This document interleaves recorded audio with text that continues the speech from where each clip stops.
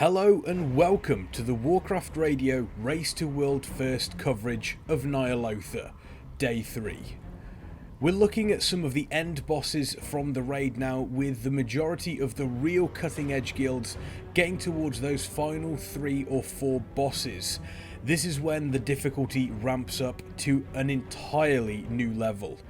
We have had some changes to the leaderboard however, so we're going to take a quick look at that. Remaining in the number 1 spot, we have Complexity Limit at 9 out of 12. However, just behind them in number 2 is Method, with a late kill of Drestigath on their raiding day, have managed to pull themselves to 9 out of 12 as well. Following them, we have Pieces in at number 3 on 8 out of 12, and then Aversion, Exorcist, Big Dumb Guild, Practice, and Newcomers Alpha, in that order, all at 7 out of 12. How did the day unfold? Well, let's take a little look at that. Day 3 obviously gave us our first look at Il'gynoth, with Limit getting their first, and Method, after killing Drestigath just recently, are now able to access. One of the big differences is Cursed Blood, which is present on the normal and heroic versions of the fight, which create a ring around your character, forcing the raid to spread out during the organ phases. However, in Mythic, this changes significantly. Cursed Blood is now dispellable and is available throughout the entire fight, being cast repeatedly on the raid. However, the ring will shrink and increase in size and will need to be dispelled at its smallest moment. It does trigger Curse Break, which causes damage based upon how big the circle is, so if you dispel a player while they have a large circle, or if you dispel multiple players with a mass dispel, you're going to wipe the raid very quickly. There is also a new blood ad called the Clotted Corruption. This wasn't seen on the PTR, so guilds are going to have to be advancing on this tactic on the fly.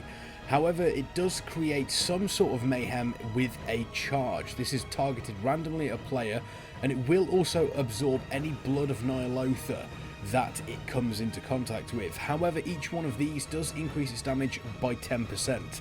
It's going to be interesting to see how guilds deal with this, whether or not they decide to use it as a way to clean up any ads that are attacking the raid, versus how much damage it will gain. A risk-reward system, if there ever was one. Day 3 wasn't just about watching Limit progress on Il'gynoth though.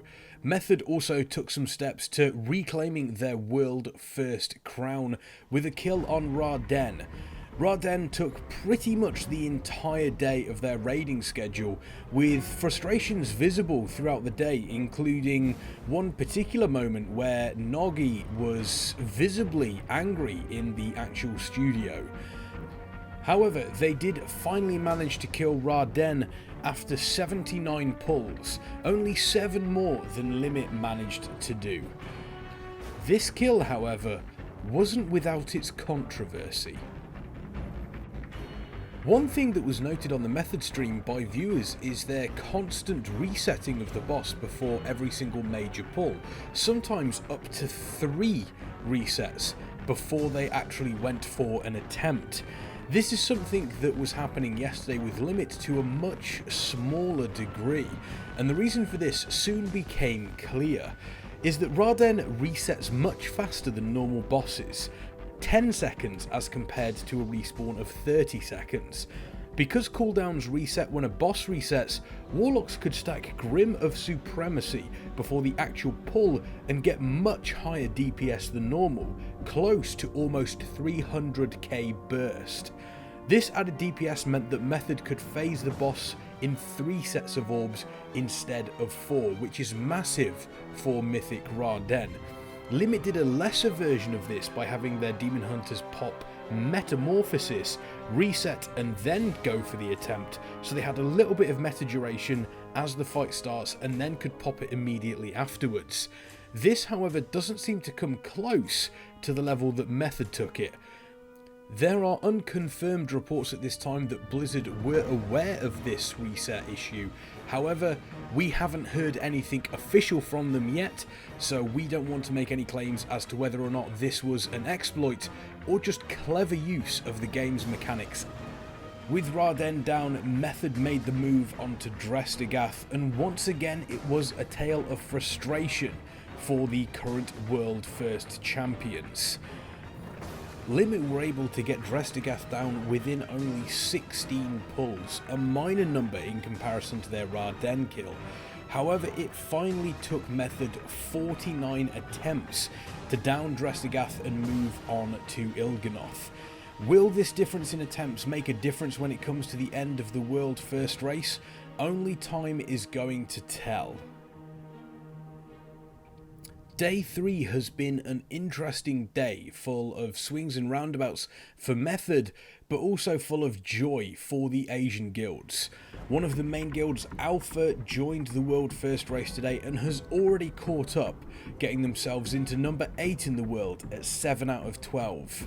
It's going to be interesting to see exactly how the Asian guilds manage to perform, especially with how quickly they have caught up. Special mention must also go out to Pieces, who also killed Rarden shortly after Method, moving them up into World 3rd. However, as of this recording, they have yet to kill Drestagath. Once again, they do not stream any of their attempts, nor do they put out any kill videos until the race is over, so we're unsure as to how their strats are working in comparison to both Method and Limit.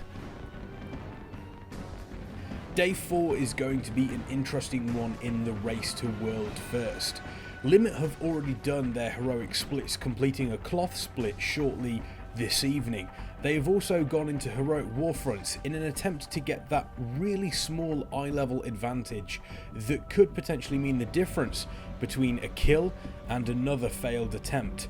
Method have yet to do their heroic splits, so tomorrow may see more heroic splits in an attempt to gain the advantage in Il'gynoth and move on to what some are considering to be the first major roadblock in this race, and that is the carapace of N'Zoth. Once again, I'd like to thank you for joining me here for a Day 3 recap of the race to world first in Ny'alotha. My name has been Kexman, and remember to click the subscription button here on YouTube as well as the bell to know exactly when we are going live with our new recap videos.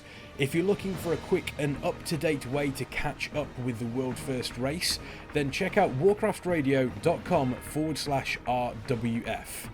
I will see you guys tomorrow for some more world first news.